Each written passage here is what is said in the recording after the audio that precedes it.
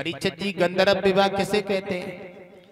माफी चाहेंगे, विवाह भी कई प्रकार के होते हैं भक्तों, विवाह भी कई प्रकार के होते हैं। देखा आपने परीक्षित महाराज, आजकल विवाह भी कई प्रकार के होते हैं। एक तो गंधर्व विवाह होता है, एक विवाह होता है, एक स्वयंवर होता है, एक ब्याह होता है। इनमें अंतर होता है दादाजी। अंतर क्या होता है मेरे प्यारे भक्तों, जरा गौर करें। अंतर होता है, गंधर्व विवाह कहते हैं जिसे आजकल कहते हैं लव मैरिज, प्रेम में शादी, और स्वयंवर कहते हैं लड़की अपने मन से लड़का को चुने, और विवाह कहते हैं विवाह जिसकी बाद में बहा बहा हो जाए, विवाह। और ब्याह कहते हैं ब्याह, 20 लाख की शादी करी बाद में गई, आहा मिट गए, ये ब्याह होता है। तो पहले बुजुर्गों विवाह होते थे, अब ब्याह होने लगे। देखा आपने, अब ब्याह होने लगे। ऐसे ऐसे परीक्षित जी ब्याह होते हैं कि लड़की का पिता कंगाल हो जाता है, 2, 4, 10 सालें लग जाती है, तब भरपाई कर पाता है बेटी की शादी करने के बाद। माफी चाहेंगे पंडाल में बैठे हमारे सभी बुजुर्ग, हमारे भाई बंधु, मैं आप लोगों से एक निवेदन करना चाहूंगा, एक विनती करना चाहूंगा। हमारे देश में परीक्षित जी ऐसी दहेज की बीमारी चल रही है, जो दहेज के पीछे हमारी बेटियों को प्रताड़ित किया जाता है, दहेज के पीछे हमारी बहनों को जिंदा जला दिया जाता है, दहेज के पीछे हमारी बूढ़ी माताएं हमारी बहनों को तंग करती हैं। मैं आपसे निवेदन करना चाहूंगा, कभी भी किसी बहन बेटी को घर में आने के बाद उसे प्रताड़ित नहीं करना, कभी भी उसे दुख नहीं देना। दूसरी बात यह है कि आप दहेज मांगने की अपने बच्चे को कोशिश नहीं करना। दहेज कहते हैं ता माने अपने, हेज माने मन से, जो अपने मन से बेटी का पिता अपने मन से बेटी को दे उसे दहेज कहा जाता है। मेरे भाइयों, मैंने तो अपनी आंखों से देखा परीक्षित जी। एक बात मैं आपको बताऊं, हर लाखों घर बर्बाद हुई गए, हर लाखों घर बर्बाद हुई गए, और एक दहेज की बोली में अर्थी चढ़ी, हजारों बिटिया बैठ न पाई डोली में।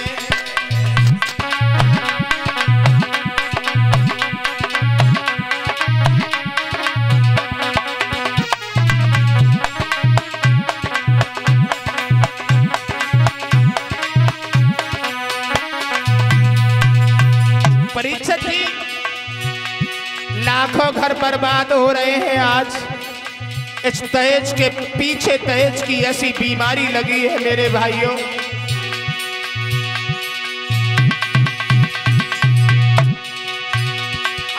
लाखों घर बर्बाद हुई रहे, एक दहेज की बोली में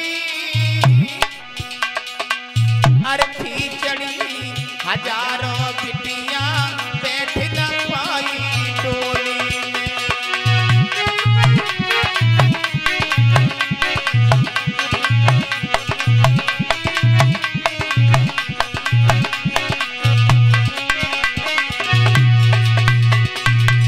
कभी विचार किया आप लोगों ने कि गरीब के पिता अपनी बेटी की शादी कैसे करता?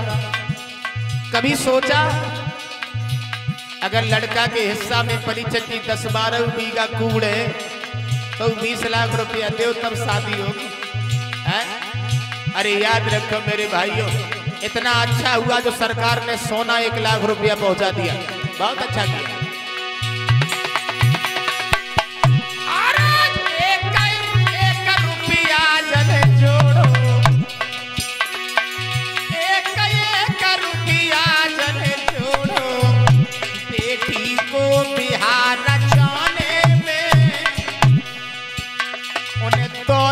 के भूखे लोगों ने देर न करी जलाने में।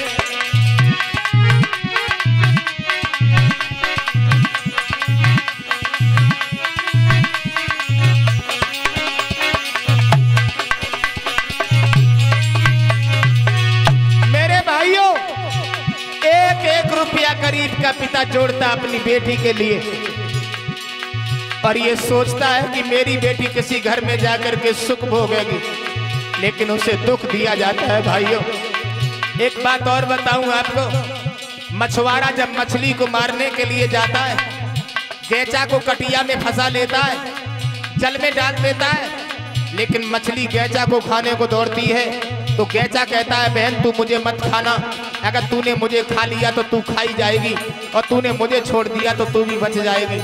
लेकिन मछली लालच में गैचा को खाती है, जैसे मछली गैचा को खाती है वैसे ही मछुआरा मछली को खा लेता है। मेरा मतलब है समझने की थोड़ी बात है, किसी की बहन बेटी को तुमने अगर सताया तो तुम्हारी बहन बेटी को सताने के लिए कोई दूसरा बैठा है। मेरा मतलब है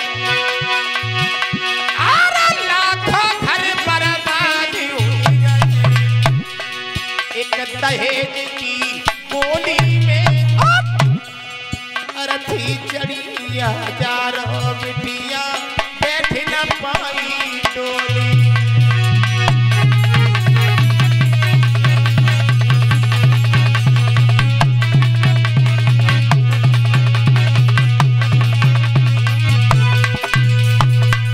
परीक्षित जी, किसी की बहन बेटी को सताने के लिए आप अगर तैयार हो तो तुम्हारे बहन बेटी को, तुम्हारी बहन को सताने के लिए कोई दूसरा बैठा है।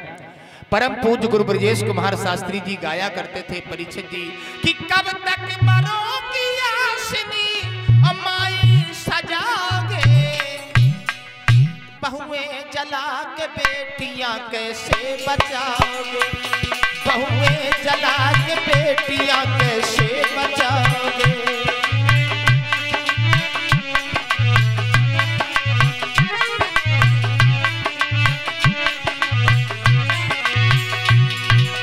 मेरा मतलब है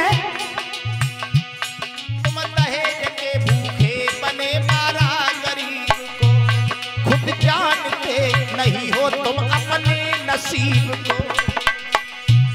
जरा गौर करें परीक्षित जी, तुम दहेज के भूखे बने मारा गरीब को, खुद जानते नहीं हो तुम अपने नसीब को। और पैसा के ऊपर तोड़ते हो रिश्तेदारियां, एक दहेज के पीछे चलती जिंदा नारियां।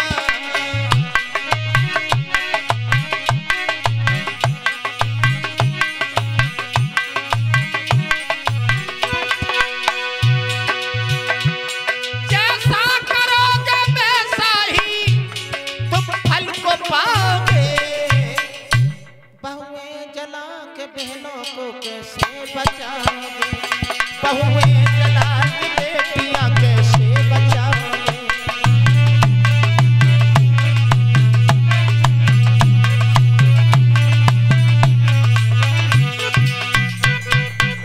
परीक्षित जी, ये दहेज की बीमारी खत्म करने की कोशिश करें।